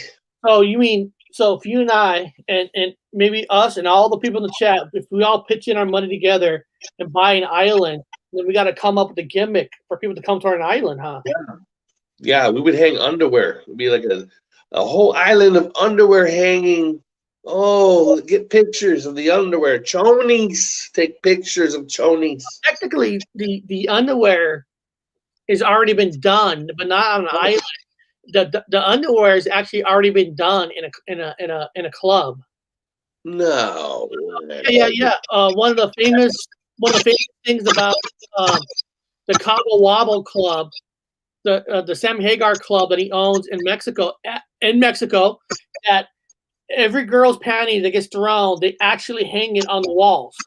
Okay. So the whole bar, unless they changed it, the whole bar has. I don't know if I remember seeing a man's underwear. I don't know if a man's underwear, they're gonna put that on the wall, but they actually put women's underwears on the wall. But maybe since the Me Too movement, they took all the maybe they took it down. They're like, oh, no more. There's no men's. I'm gonna look that up. There's no men's chonies hanging on the wall. Yeah, we got. I mean, yeah, as long as they like the elderly, I mean, they can't discriminate. If they're gonna hang skivvies on the wall, they can't discriminate. So they're gonna have to have the elderly skivvies. People of all different nationalities and sexual preferences skivvies on the wall. That one was a gay dude's skivvy. Is that a gay guy's skivvies? No, that's a European's. Oh, I saw the spandex. I thought it was the banana hammock. I thought that was a woman's. No, that's a European guy's skivvies. Okay. Everywhere on the walls. Different versions. I'm sure you can do anthropology just on people's skivvies. Yeah, that's a banana hammock. That is a European skivvy. Okay. Tidy whities. This is Tom Cruise. Tom Cruise with underwear. The underwear that he wore in Risky Business? Yeah, that'd be on that wall. That'd be skid marks and all, man. Old Tommy with the piss stains and everything, just right there. Oh, goddamn. It'll probably make some noise. Tommy should have washed his fucking skivvies, man. Shit. Hanging on the wall. No, it looks like they took all the underwears off. Oh, that sucks. Ooh, yeah. It would be PC. Would be PC. Yeah. There goes Tommy's fucking underwear. Yeah. No underwear on the wall. What is that? Banana hammock? I've been to Europe, man. I still can't believe grown men wear shit like this. Some of this shit, I'm like, what the fuck? You're a grown man. Thanks, Mind's Eye. I'm going to do a charity event to get you more viewers that then we can afford a badass island. Yes. We need an island, man. Do you want to see the skivvies on the trees, or you want dolls? What are we talking? Like some dungarees on the wall, or what do you guys want hanging from the trees? We'll make it happen. I know outside of Florida, there's these ships. I don't know the name of it. There's like a rock and roll island where you get on a ship and they take you out to an island and they do big concerts out there on the island, bonfires and stuff. And yeah, imagine you give us an island. We'll make a real life badass island, normal fucking style island where we'll scare the shit out of you on this island. Call it the badass island. Island. Bob will be the host, right? So when you get off the ship or the boat or plane, Bob with me. One of those like Hawaii things around your neck, and then you got to take some kind of a pill or shroom, and then once you take the shroom or pill, you go on the island, and then that's when the shit happens. We'll make sure your trip is the ultimate trip. It's some microdosings, some shrooms, his tea. To go on this island, you have to sign a waiver that whatever happens, a good trip, bad trip, you can never mention what happened on the island. It'd be all on that person. Like I'm not responsible for what happens to you on this island with the hanging chonies and the underwears. And the knickers and all the weird things on the trees you might see. We'll walk you to the ultimate area where we could bow down and light candles to Tom Cruise's underwear. That's Tom Cruise right there. Risky business, white underwear skinnies. Tidy whities. Yeah.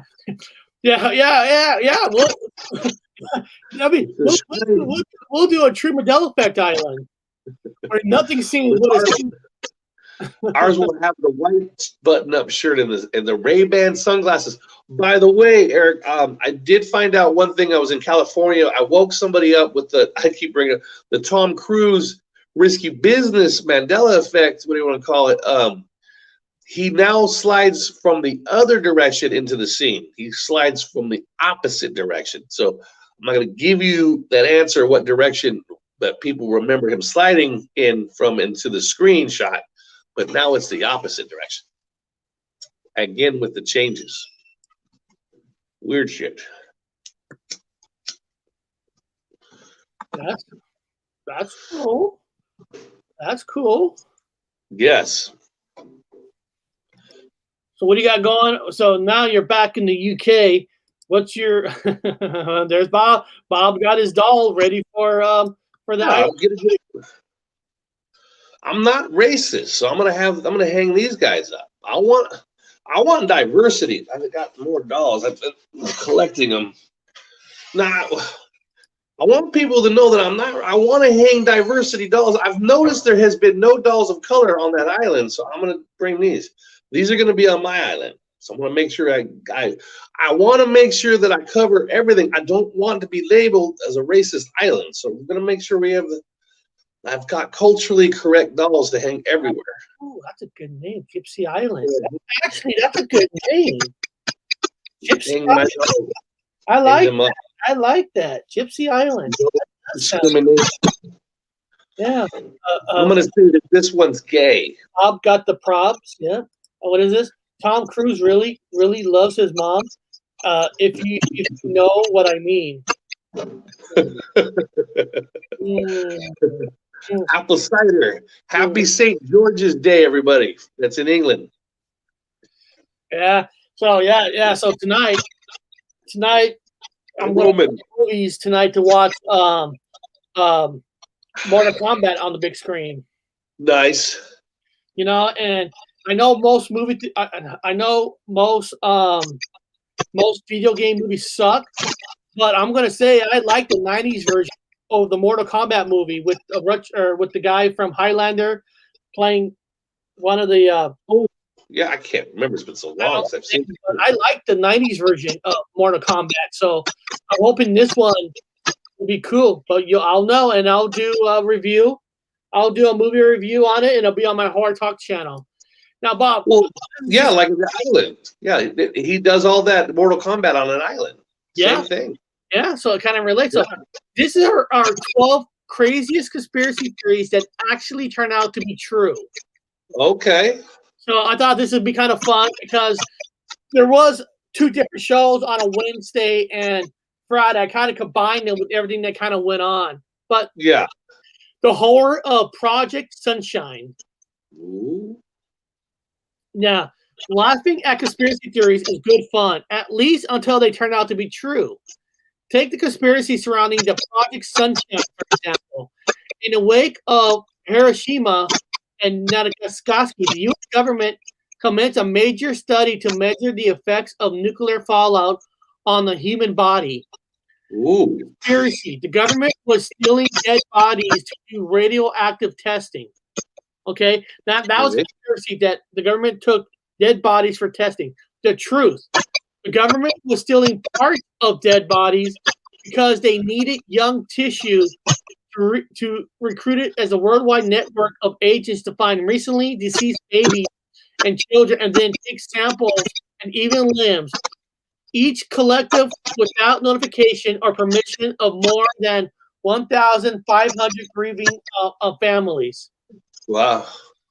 So they needed body parts to, for radioactive testing. I mean, I guess that's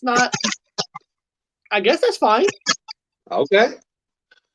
I guess, as long as the family's consented, I guess. I don't know. I mean, the weird part with this is, Eric, the reason why I'm having a hard time believing this, I'm going to be honest with you, is because I was stationed. Gay dolls. He said it. I'm just saying this one is non-binary when I hang it. Yeah. Anyway, they cremate. They don't bury their bodies. They cremate. So what are they grabbing? Ash? What are they grabbing? Again, they cremate. I was stationed in Japan. I've been all over Asia. They cremate. So what bodies are they grabbing? This one, Bob. Bad booze. Bad booze. Conspiracy. Okay. During Prohibition, the government poisoned alcohol to keep people from drinking. So the conspiracy is during the Prohibition, they, to get people to not drink it, they poison it. Let's find out the truth. Manufacturers of industrial alcohol have been mixing their product with dangerous chemicals for years prior to Prohibition. But between 1926 and 1933, the federal government pushed manufacturers to use stronger poisons to discourage bootleggers from turning their alcohol into moonshine. I doubt it. That didn't stop the bootleggers or the customers. And by the end of Prohibition, more than 10,000 Americans had been killed by tainted booze. No, I doubt that because it comes straight from the fermentation process from the stills. There's no shortcutting anybody. It's made from a still. It's the freshest of fresh booze you can get. Well, there's been people know that maybe drunk died of booze poisoning, like drunk too much, and they just blamed it. Alcohol poisoning, but I'm sure these guys need to make a living. That's why they're illegally making alcohol. They're not going to make it bad. They want to sell it. That's bullshit. Your mic is glitching, Gypsy. Oh, my mic is glitching? Yeah, you are glitching. I thought it was just me on my end. Actually, I'm on default. Let me put it back on there. Ooh. If I'm glitching, I apologize. Glitch. Glitching. I am glitching. What's it? Glitching. Damn, look at that sexy white Q-tip looking good, man. Yeah. Dude, I knew you were coming into our chat today, and I said, I got to look good for this motherfucker. I got to look good for him. I gotta look sharp. I already made a dull joke. I beat you to it. I guess it's fixed now. So I guess, yeah. Perfect. Good now. Okay. So now this one says the first lady who ran the United States. That's what it says. The first lady who ran the United States. Conspiracy. A stroke rendered United States President Woodrow Wilson incapable of governing, and his wife, whatever. His wife stepped in. Okay, that's what it says. The wife stepped in, running from behind the scenes. Oh, I can still hear the glitch. Huh? Hold on a second. Bob, I'm just doing it on purpose. Hold on. Cat, dog, cat, dog, dog, dog, cat, dog, cat, dog, cat, dog. No, the glitch sound is when you're mixed in. Am I glitching? I don't hear no glitches at all now. I hear it. I actually hear it. It's actually coming on your end. That's weird. Not my end. So guys, suck it. It wasn't me. All right, here we go. The truth. Here we go. The truth. Wilson did suffer a debilitating stroke towards the end of his presidency, but the government felt it was the country's best interest to keep things quiet. The public didn't learn about the stroke for months, during which time his wife, Edith Wilson, was making most executive decisions. Okay. Well, he does have a cabinet, so they're probably they're puppets to begin with. I highly doubt if she ran anything. I doubt it. I know, right? You got a cabinet. That's what I'm thinking. So if the president has a stroke, right? Isn't that why they have a vice president?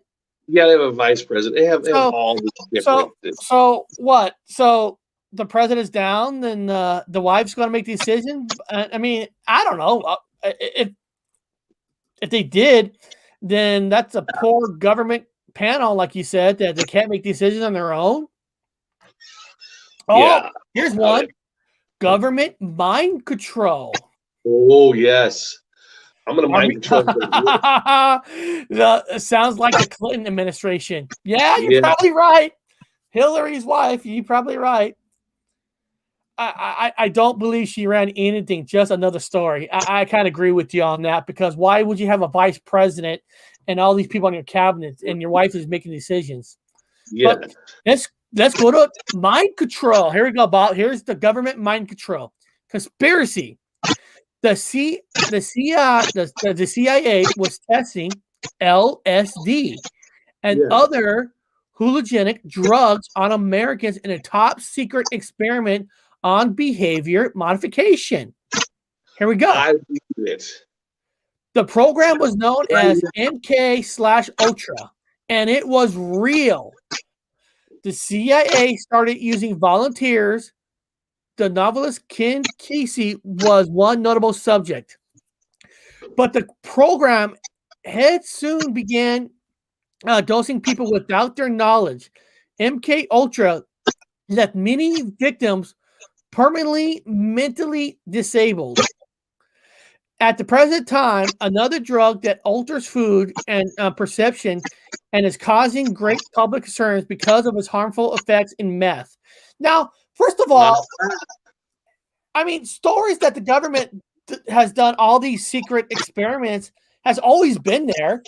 And I can see them testing out meth and stuff on people. I mean, Bob, you said yourself there's a lot of mental ill people on the streets.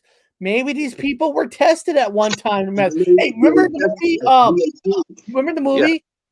Mel Gibson, Conspiracy Theory, where he thought he was a wacko guy, and they found out that the government did experiments on him that made him that way. Who says that's not true? I bet you that's what the Mandela Effect people are. I mean, you look at these people, and I'm assuming that they're all on some sort of DMT or something. So everybody who believes that Mandela Effect's true has once been experimented by the government. Experimented by the fucking government, man. You and I were in the government. We were in the military, so part of the government. So okay. Yeah. Well, according to Dan Garcia, I'm a CIA agent. Ultra, what the movie? The men that stared at ghost boat. Yeah, that's a great movie. They actually. That's true too. Bob, wonder how many of the volunteers were voluntarily there. That's what I'm saying. Yeah, how many of you guys know if your parents did not ship you off as children to be experimented on, and you don't even know it? You guys are just waking up. I can't believe the bathwater is back. Exactly. Gives a whole new money level to those who buy bathwater. Exactly.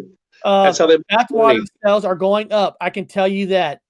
Bitcoin. Yeah. Performance. Yeah, your bathwater idea is a genius idea. Yeah. I mean, we try to promote fizzy pops of bathwater here on this channel.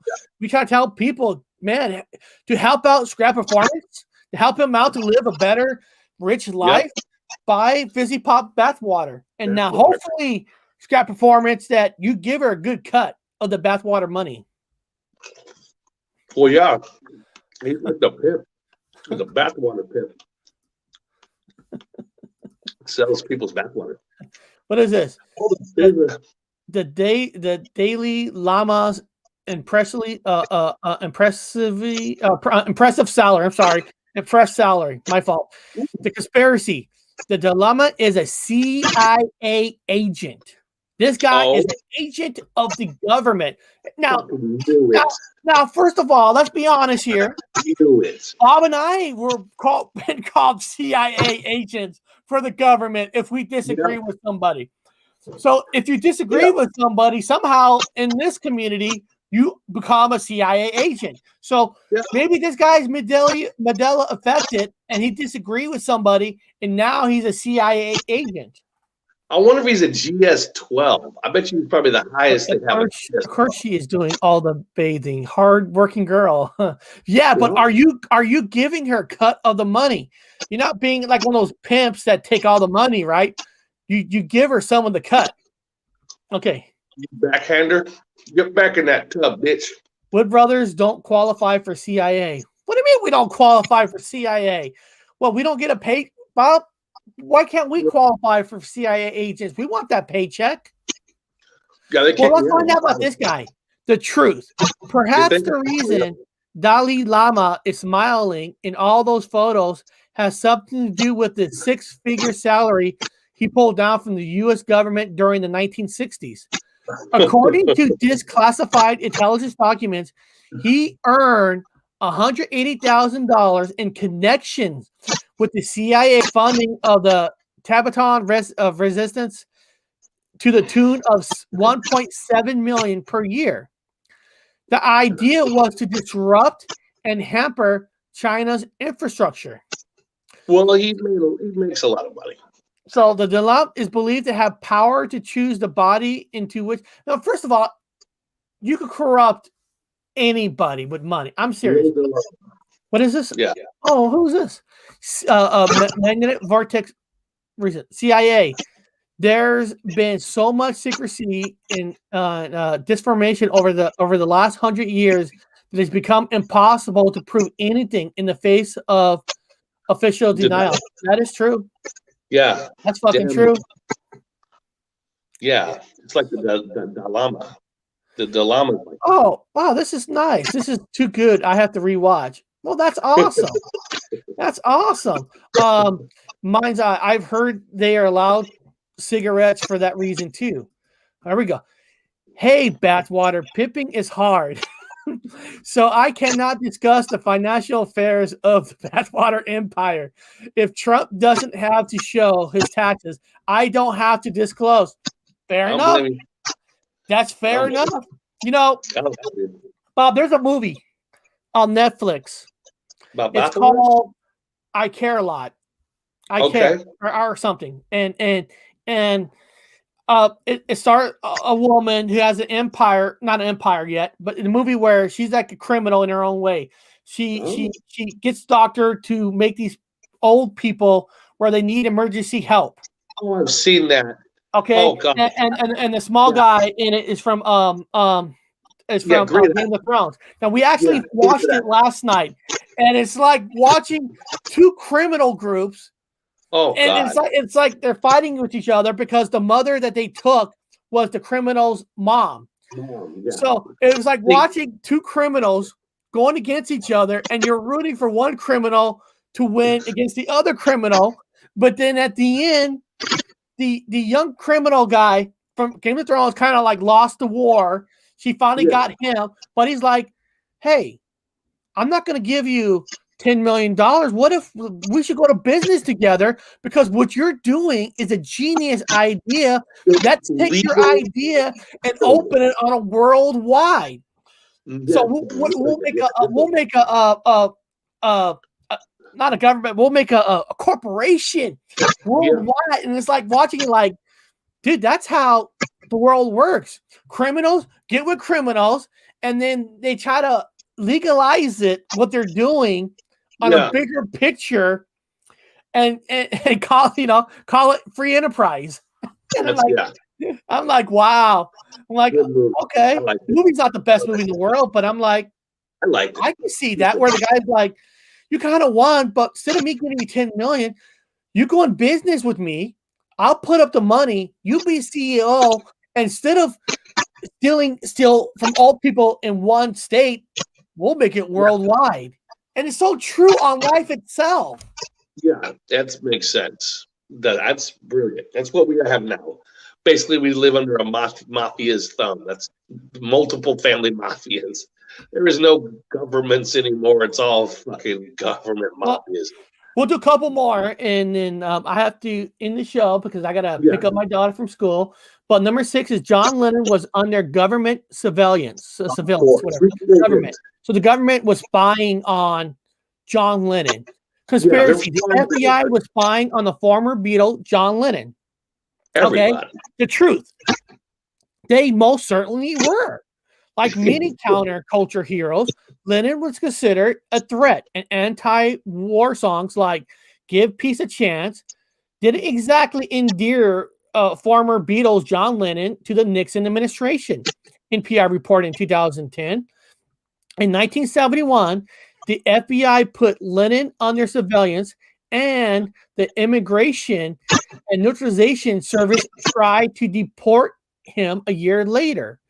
In 1957, John Lennon and Paul McCartney met at a party in Wilton, just yards away from their meeting place was a grave. Oh, fuck that. But so basically, I mean, that's the government. Yeah, of course. Everybody is. Files on every singer and stuff. And I mean, that's nothing really new. Everybody. Believe me, all of you, anybody making a channel on YouTube about any conspiracies, if you're a Mandela Effect channel, boom, they're watching you. Most of you are not relevant. You're just nothing to them. You're like not a threat. Some people are. Is my bathwater whole recruiter, Caribbean division. So Tony is my bathwater. Sorry, was that out loud? There you go. So Tony is actually in the works for a scare performance. I knew it all along. I knew those two son of a bitches were working together. Yeah, they've been working together for a long time to bring down all the other sites. I've figured that. I knew that was happening. Yeah. Oh, Garcia and the Frenchman working together. Just knew it was happening. The Cholo and the mafia, the mafioso, been working together. Bob, I knew all along. I just, I had that feeling they were working together. Those sons of bitches. Yeah. Yeah. The Italians have been working together forever. It's a conspiracy that is proven to be true right here. That was breaking news on this channel all this time. It wasn't that Tony is a CIA agent. Tony was always working for a scare performance. With the Italians, he's been working with the Cholos down in Texas. I knew it. So beyond that, guys, we're gonna be ending the show here soon. But if you guys have not yet done it, make sure you go to my website, gypsyroad.live. So you can sign up. There's no pay for the membership, and I sent out a weekly newsletter with some what the future show is going to be about, stuff going down, and a lot of times I put my movie reviews on here. I put it in the newsletter. So to get that, make sure you sign up on my website, and also remember. there's only one good Reddit page in all of Reddit because every Reddit bans everybody. Yes. So I have a Reddit page right here. Scab Performance, his videos in here. A lot of people videos in here. I post videos from everybody: Bigfoot, UFOs, paranormal, you name it. Dead Talk Live. I mean, I put a lot of stuff on here. Even my own videos are on here. The Conjuring's new video, Hazel's, Mandela Effects are on here.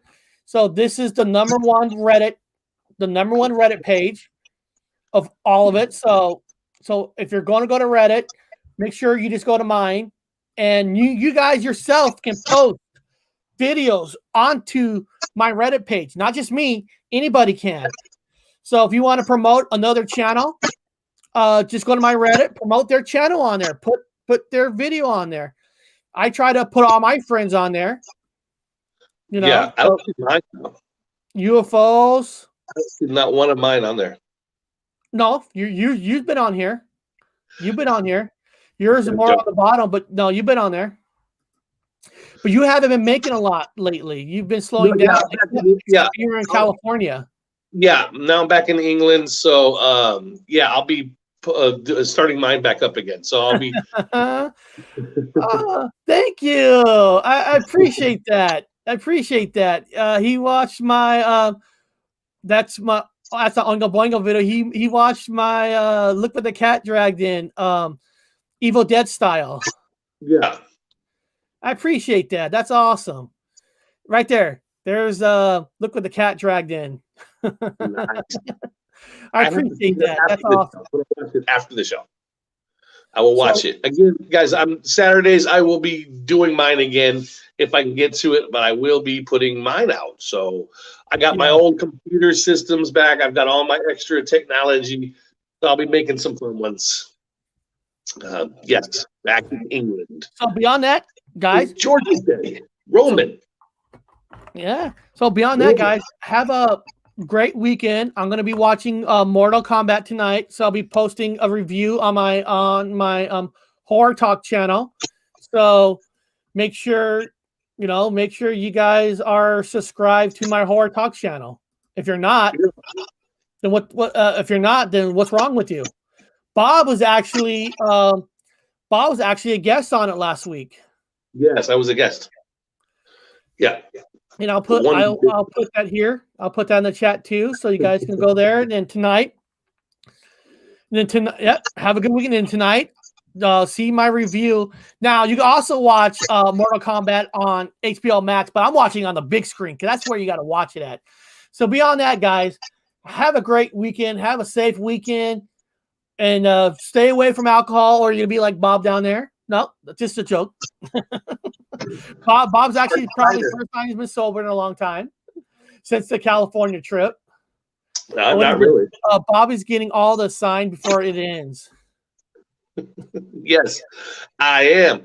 I'm enjoying the apocalypse, man. I'm having a great fucking time with the apocalypse. I love the apocalypse. I want it to happen all the time. So beyond that, we're gonna my ending for this show is gonna be my Horror Talk intro. We're gonna end the show with the Horror Talk intro. All right, guys, have a good weekend.